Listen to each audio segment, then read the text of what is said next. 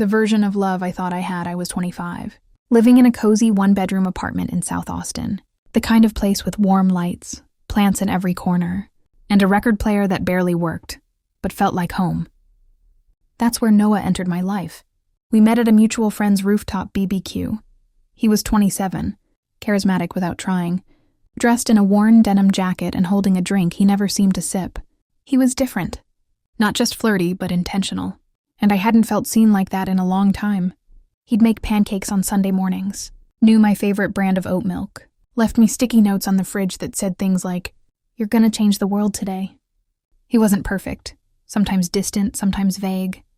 But I chalked it up to work stress. When he said, "I want to build a future with you," I believed him. But love, I would learn, doesn't always mean loyalty. I was finishing my grad degree in psychology and working part-time at a counseling center. Life was hectic, but Noah made it feel grounded. He worked in tech, product manager at a fast-growing startup downtown. Smart, driven, confident. It didn't take long before we were texting daily, then dating, then practically living together. The first red flag didn't wave. It whispered. It was subtle, like the way Noah always tilted his phone screen away when I walked into the room, or how he'd chuckle at texts but never tell me who sent them. I asked once, half joking, "Texting your other girlfriend?" He smirked and said, "You're the only girl I need." I laughed. I believed him. I wanted to. He started working later, said the company was pushing for a Series B investment, and he needed to be available 24/7. I admired his hustle, until I started noticing how vague his explanations were. One night I made dinner and waited for him until midnight. He texted me at 11:48 p.m. "Caught up with the team. Sorry, babe, I didn't sleep that night." Something felt off. Then came the business trips. First to Seattle, then San Diego, then New York. He'd send selfies from hotel rooms, photos of room service, but never once FaceTimed. When I offered to fly out for a weekend, he said, "It's all work, no fun. You'd be bored." I told myself I was overthinking. Maybe I was just insecure. Maybe grad school stress was making me clingy. But deep down, I was starting to feel like a placeholder in my own relationship. One night, while folding laundry, I noticed a receipt in his jeans pocket. Dinner for two. At a restaurant in New York, dated during one of his trips. I had never been to that restaurant. I hadn't even known it existed. When I asked him about it, he paused. Just long enough to make me sick. Then, it was with a client. "Chill, Ava." I nodded, but the knot in my stomach stayed. And in that silence between truth and denial, I stayed too. It was a Friday night. I had just submitted my final paper for the semester and wanted to celebrate. I planned a small dinner at our apartment, his favorite: lemon butter salmon, garlic mashed potatoes, and red velvet cake from that bakery on South Congress. He said he'd be home by 7. At 8:30, no texts, no calls. I tried to stay calm, told myself it was just traffic or work chaos. But when 9 Mile rolled around, I called. Straight to voicemail, again and again. The dinner went cold, so did I. At 9:52, the front door finally opened. Noah walked in like nothing had happened. Dressed too sharp for just work, he smelled like unfamiliar cologne, and his shirt had a faint crease near the collar, like someone had pulled on it. "Sorry," he said casually. "Meetings ran over, then had to grab drinks with a client." I stared at him. "No phone?" He didn't blink. Battery died. That night I didn't argue. I didn't cry. I simply nodded and handed him a plate. But later, after he fell asleep, I did something I hadn't done in 2 years. I checked his phone. He had a password now. That was new. I waited until morning, watched him unlock it, memorized the digits. When love turns into proof. I sat on the edge of the bed, his phone still in my hand. My heart wasn't racing, it was quiet, numb, like it knew this was the moment everything changed. Noah walked out of the shower, towel around his waist, humming. I looked up and said, "Who's Sophie?" The humming stopped. He froze, just for a second, but that was all I needed. "She's no one," he said quickly. "Just a friend." "It's not what it looks like." I stood up, calm, too calm. "A friend you sleep with in New York? A friend you're promising to leave me for?" His face changed. The lies fell apart before he could rebuild them. "You shouldn't be going through my phone, Ava," he said. That was it. No apology, no panic. Just blame. 2 years, Noah, I said, voice cracking. I gave you my time, my trust, my life, and you gave your heart to someone else. He tried to spin it, said things hadn't felt right for a while, that he didn't want to hurt me, that he still loved me but was confused. Confused? He had hotel bookings, dinner dates, and a second life in a different city. That's not confusion. That's choice. And I finally made mine. I packed a bag, left the keys on the counter, walked out of the apartment I thought would be ours forever. I didn't slam the door. I didn't scream. Because I wasn't leaving in anger. I was leaving with proof, and a heart finally choosing itself. The aftermath. Setting, Austin, Texas, and weeks later. Walking away from Noah was just the beginning. The hardest part was picking up the pieces of my heart and my life. I stayed with my sister for a few days, leaning on her more than I'd ever admitted I needed. I deleted his number, blocked him on every app, even unfollowed him on social media, though it hurt to erase our memories pixel by pixel. Work became my refuge. The counseling center where I interned became a place where I could help others, even when I couldn't help myself. I buried myself in research and client sessions, each day a step closer to healing. Friends noticed. They rallied.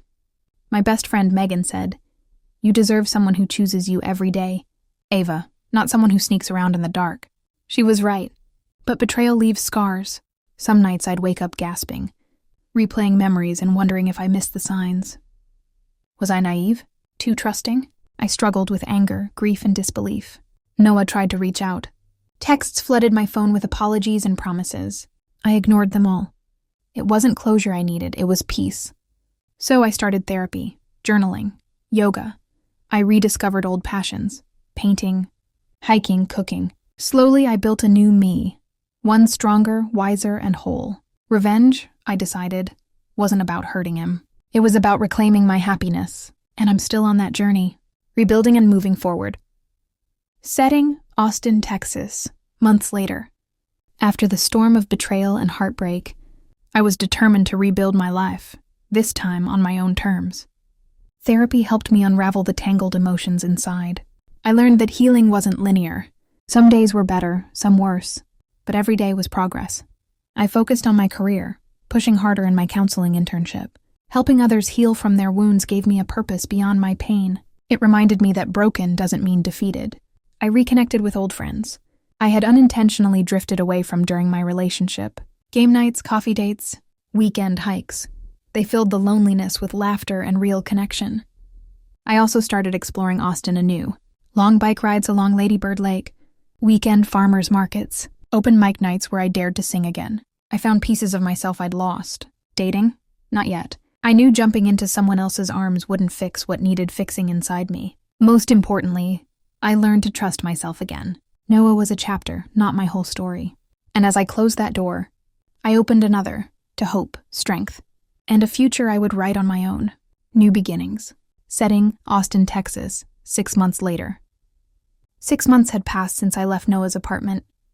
The ache of betrayal still lingered, but it no longer controlled me. I was learning how to live and love again. One crisp Saturday morning, I decided to join a local art class at the community center. Painting had always been my escape, and I wanted to nurture that part of me. That's where I met Daniel. Daniel was kind, patient, and genuinely interested, not just in the art, but in me. He was a 28-year-old elementary school teacher, with a passion for music and hiking. Our conversations flowed easily, and I didn't feel the usual walls rising. We started spending weekends exploring Austin's hiking trails and trying new coffee shops. He never rushed me, never pressured me to move faster than I was ready for. With him I felt safe, but trust didn't come easy. One night I caught myself hesitating before answering his texts, wondering if I was setting myself up to get hurt again. So I decided to be honest with Daniel. I've been hurt. I told him quietly one evening after a long walk along the lake. I'm scared to trust again. He smiled gently. I'm not Noah. I'm here for you, not to hurt you. That moment was a turning point. Slowly I let my guard down. I allowed myself to hope again. New beginnings weren't about forgetting the past. They were about learning from it and daring to love, with a stronger heart, facing the past. Setting, Austin, Texas. 1 year later. It had been nearly a year since I walked away from Noah. The pain had softened into a dull ache, a reminder of lessons learned. but closure still eluded me. One afternoon, I got a call from my mom. She sounded hesitant. "Ava," Noah reached out. "He wants to meet." My heart sank. For a moment, I thought about avoiding it, pretending it never happened. But I wasn't that scared girl anymore. I agreed. We met at a quiet cafe downtown. Noah looked different, tired, remorseful. "I'm sorry," he said, eyes downcast. "For everything. For hurting you, for betraying your trust." I listened. Noah spoke about his regrets, how he'd lost more than he realized. But forgiveness wasn't immediate. I told him I needed to heal on my own. "I don't know if we can ever be us again, but I hope you find the change you're looking for." Walking away that day felt like reclaiming my power. I had faced my past, not with bitterness, but with strength. And I was finally free, building my future, setting Austin, Texas, present day. With the past behind me, I turned my full attention to the future I wanted to build. One defined by self-love, purpose, and authentic happiness. I finished my counseling degree with honors, proud of the woman I had become. My internship transformed into a full-time role at a local mental health clinic, where I helped others rebuild their shattered lives. Each client's progress felt like a victory, a reminder that healing is possible. Outside work, I continued exploring my passions, painting, hiking, volunteering at animal shelters. I joined a book club and made new friends who shared my values and dreams. Daniel remained a steady presence in my life, not rushing, but supporting. We talked openly about fears, boundaries, and hopes. Our relationship was slow, genuine, and built on trust. Most importantly, I learned to celebrate me. The girl who loved deeply, who fell but rose stronger every time. I wasn't defined by betrayal or heartbreak.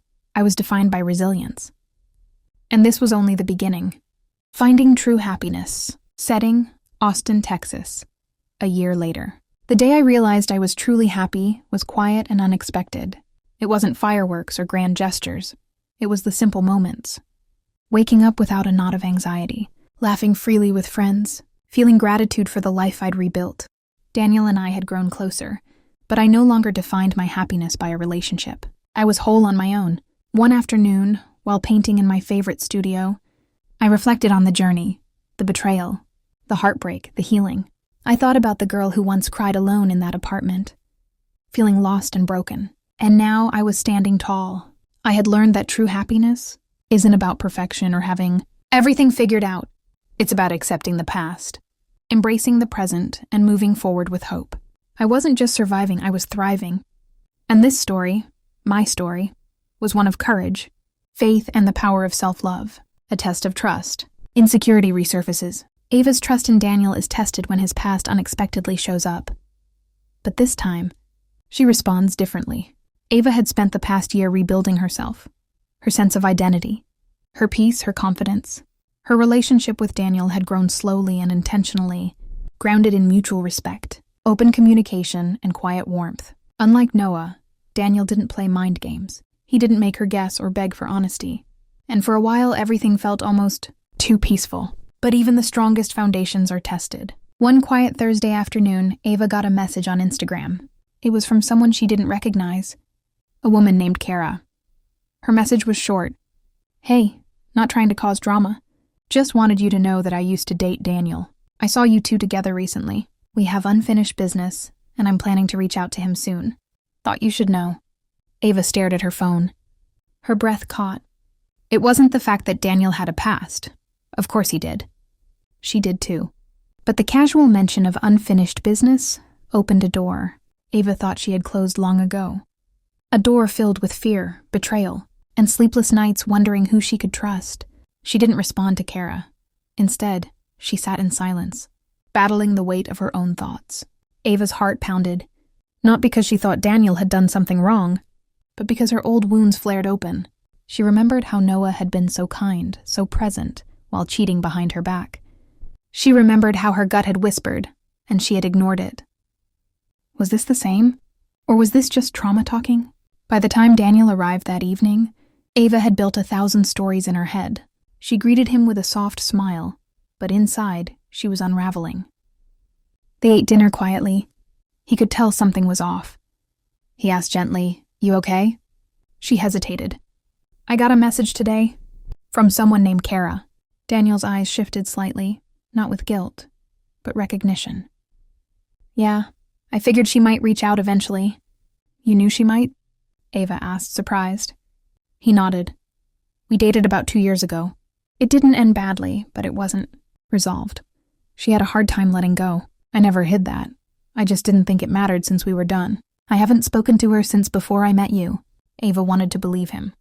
But doubt lingered like smoke in the room. I'm not accusing you, she said. But it triggered me. It made me feel like I was back in that place where I couldn't trust my own instincts. Daniel reached for her hand gently. Ava, you're not crazy for feeling that way. I know what you've been through, and I want to earn your trust every day, not just expect it. There was no defensiveness in his voice.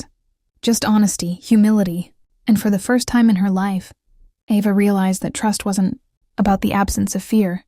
It was about choosing honesty, even when fear showed up. She exhaled, leaning into the discomfort. Okay, she whispered. Let's talk through it. And they did. They sat on the couch for nearly 2 hours, not arguing, but unpacking. Daniel didn't dodge her questions. He told her about how he and Kara had met in college, dated for just under a year, and broke up because she wanted commitment he couldn't offer at the time. She was hurt, he admitted. But I didn't ghost her. I explained where I was emotionally, and we agreed to go our separate ways. But for months after, she kept reaching out. I tried to be kind, but eventually I had to block her to create space. Ava listened. The more he talked, the more she noticed something that set. Daniel, apart from Noah, he didn't get defensive. He didn't twist the story to make himself look better. He didn't blame Kara or act like the victim. He just told the truth, plainly. Her chest slowly began to unclench. Daniel pulled out his phone without hesitation and showed her old messages. A form of transparency he offered, not because she demanded it, but because he wanted her to feel safe. I have nothing to hide, he said. I get why this rattled you, but I'm not going anywhere, Ava. And I'm not keeping secrets. That night, Ava didn't cry from heartbreak. She cried because she felt seen. Because this time, the man sitting in front of her didn't weaponize her vulnerability, he respected it. And for the first time since her breakup with Noah, she didn't feel ashamed for being cautious. She felt empowered by it. The next morning, Ava woke up with clarity she hadn't felt in a long time. The old version of her, the one who stayed quiet to keep the peace, was gone. This Ava asked questions, set boundaries, and invited honesty instead of fearing it. Later that week, Kara messaged again, more aggressively this time. You really believe he's loyal to you? He's just better at hiding things now. Ava didn't even flinch. She blocked the message, closed the app, and walked outside into the morning sun. It wasn't about Kara. It wasn't even about Daniel. It was about the trust Ava had built within herself. Trust in her intuition, her growth, and her ability to respond instead of react. That weekend, Ava and Daniel went hiking, a quiet trail outside the city. As they reached the overlook, he held her hand tightly. I know we still have a long way to go, he said, but I want to walk it all with you. Not just the good parts, Ava smiled, not because she needed him to complete her, but because she finally understood she was already whole. His presence wasn't her salvation. It was a choice, one she could make every day without fear.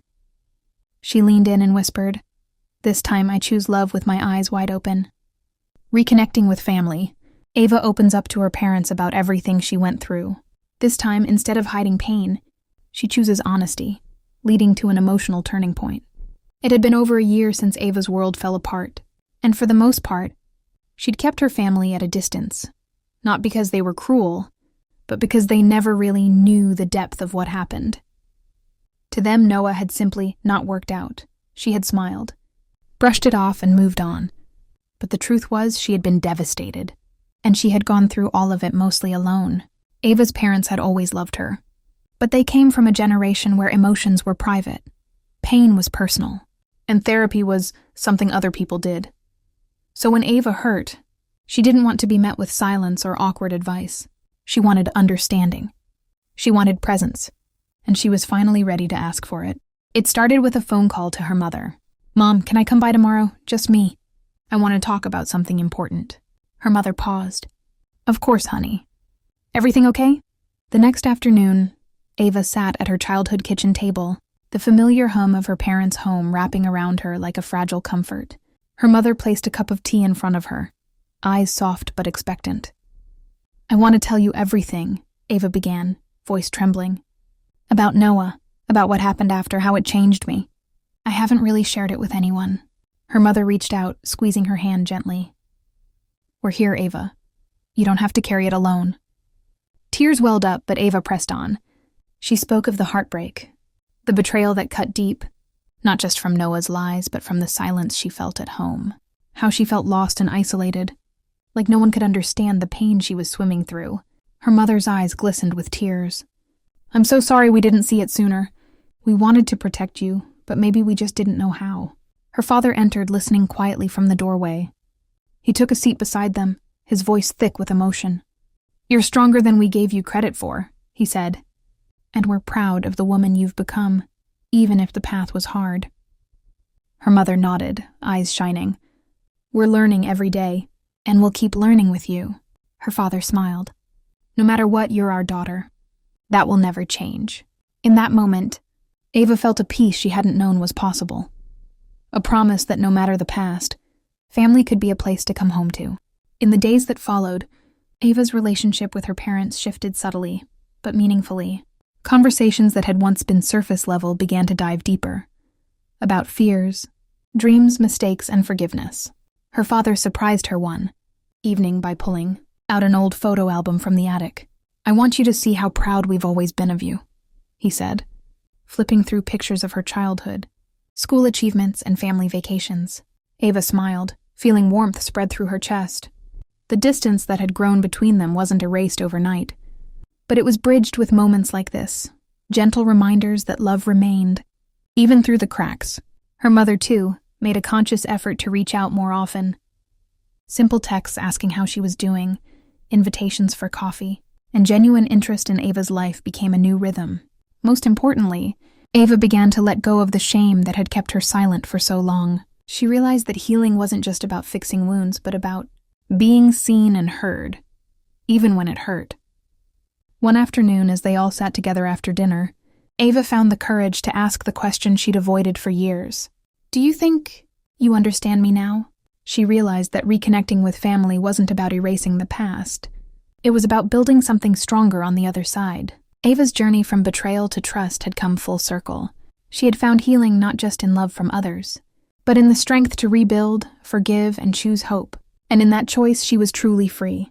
Weeks turned into months, and Ava's bond with her parents grew stronger. She even invited them to join her at therapy sessions, bridging gaps with openness and vulnerability.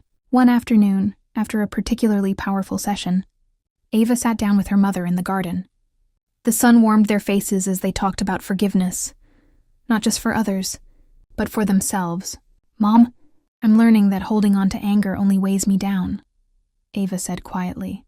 "I want to forgive, but I'm still afraid of forgetting what happened." Her mother smiled softly. "Forgiveness isn't about forgetting. It's about choosing peace over pain." Ava nodded. For so long, she had equated forgiveness with weakness. Now she understood it was strength, the courage to heal. Her father joined them, holding a small box. "I found this while cleaning," he said, handing her a locket from her childhood. "I want you to have this," he said. A reminder that no matter where life takes you, you're loved. Tears filled Ava's eyes as she embraced them both. The road hadn't been easy, but this moment, raw, imperfect, real, felt like a new beginning.